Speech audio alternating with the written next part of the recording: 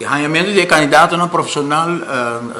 está sempre um comitê chiquito um reto. Nós está arranhando hobby, pero a persecução da Hansi, que não está bem sinta com tanta coragem, mas o senhor John Hart Bandimi Aue. Não está candidato não que o povo conhece, lamentavelmente, algum luna promete uma eleição. Sobre não tem nenhum prazer de vai sinta aguenta ano ou 2 anos largo intimidação, persecução política e me quero Marco te referir concretamente no caso de membro do corpo policial de Aruba que está hoofd de recherchedienst, que está também hulpofficier van justitie, que é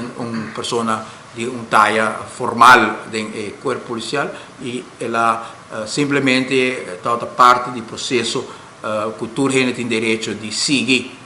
curso para a formação política e ainda não são entregados em lista e ainda não apareceram em nenhuma lista. Agora mirar tipo de entusiasmo e cultura e formação política que a AVPTASI aqui na e de instalação de sala de prensa aqui também todo presente. Nós invitamos todos a participar no curso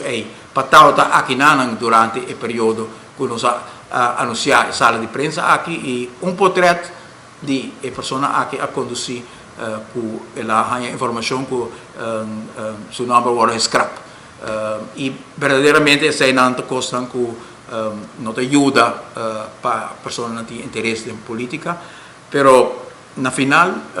tu gente que decidi de fazer stop aqui também assim com sentido de coragem também de tomar dos lá sobre o qual você vai fazer para servir uma causa mais grande que me não quer na final o governo aqui também logo de correr nenhum gente que tem convicção para dentro a política para fazer cambio para o país Aruba. Não por de intimidar, mas finalmente estão realmente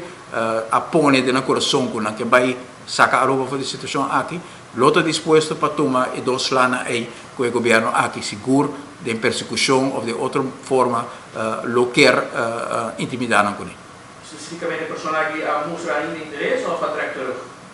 Me te quer aceitar algo interno, Marco.